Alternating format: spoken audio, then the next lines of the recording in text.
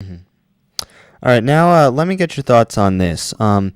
Right now, the U.S. Senate race here in Fairfield County is Linda McMahon against Richard Blumenthal. And we have, I guess, first off, who are you supporting? And then second off, the question would be, we've seen a lot of negative attack ads going both ways. And that's something that when you have, now I'm in a high school setting, so talking from that standpoint, that turns some people off. So what are your thoughts on, you see those negative... It turns me off, too. It's really awful. In fact, I've been a target of push polls.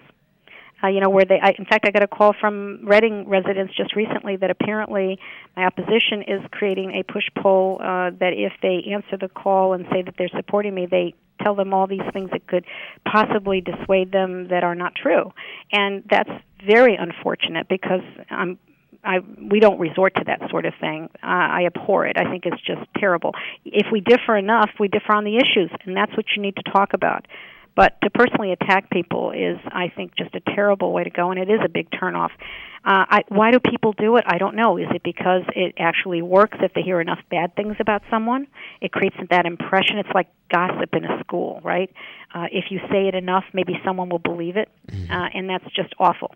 As far as I'm concerned, the U.S. Senate race, I believe that both are good people. I know both of them. I think that Dick Blumenthal is someone who I have worked with cooperatively over the years and have been at many functions together and always very cordial, and his staff has always been very helpful. I know Linda, and I've gotten to know her better in the last year or so, and I think she is a good person. She's very, very friendly, warm, very receptive to people, very open, which I really appreciated. I think the big difference between the two is that she has, again, that real-world experience.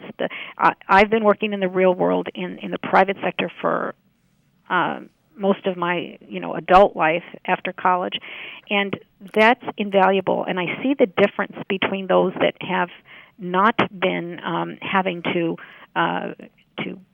for example, I have had to create budgets both in the public and private sector from $20 million to $18 billion. I've had to hire and fire and manage and supervise a staff of up to 250 people. I've had to go without pay in a small business for 8 months so that we can keep our people employed. I know how hard that is and how difficult it is to function in a regulatory environment that government creates for you. I think that Linda has that same background and experience. She's had even more challenges, both going belly up on a business and then having to restart it. And when people, say things like, "Oh, well, they've, laid off 10% of their workforce," well, it's not something anybody wants to do. And I can tell you, in the private sector here, that's routine right now. Layoffs are routine. Budget cuts are routine. Reductions in salaries are routine. There's no such thing in the private sector as job security, and that real world experience, I think, is invaluable both in Hartford and invaluable in Congress. We need a little bit more of that, but we also have to, have people that are good to work with, that know how to bring consensus. When I was on my local school board for 8 years, I had to negotiate 4 different contracts, and boy, what a learning curve was that. And it was a great experience. It was respectful on both sides, and I'm proud to say that we were very successful in creating a very good consensus-building bipartisan environment. I think that's what you strive to do, working well with your committee members, whatever side of the aisle that you're on. She seems to be the kind of person that gets that sort of. I'm hoping that the best person wins.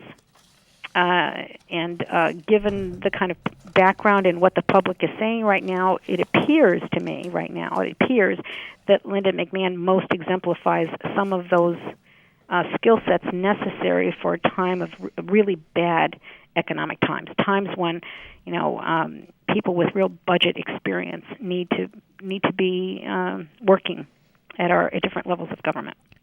All right, and we're here with Senator Toni Boucher. Senator, we'll get you out of here on this one.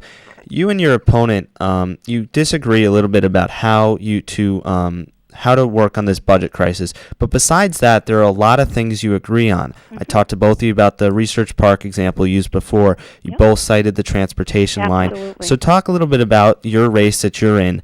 You disagree on the budget, but agree on a lot of other things, and why you should be chosen once again as the best candidate.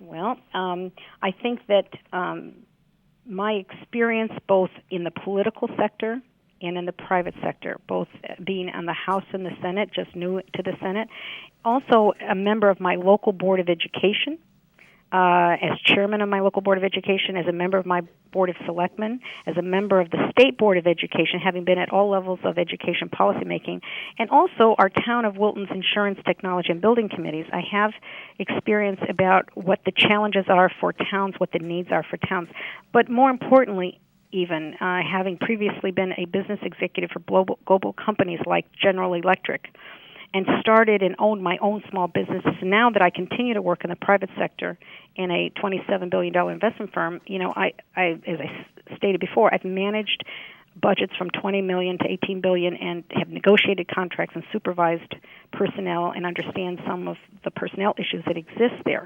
I think that strong leadership and consensus building skills and my reputation for being extremely responsive to anybody that calls and problem solving for them, particularly in issues of social services, has really earned me the credibility with my peers and the constituents that have really produced some real results for the region. It's not just by talking about stuff. It's by actually doing and producing results, and I think that's why a number of both large organizations support my candidacy, and small ones, and the environmental organizations do. But more importantly, it's having the credibility amongst your constituents, knowing that they can depend on you. And I think because of having that uniqueness of being able to build consensus both in the public and private sector is what gives me an advantage over someone that has yet to be in a local elected office or any position here on a local level to really understand the needs of the community firsthand. All right. Well, Senator, thanks so much for joining us. I appreciate you coming on, and best of luck.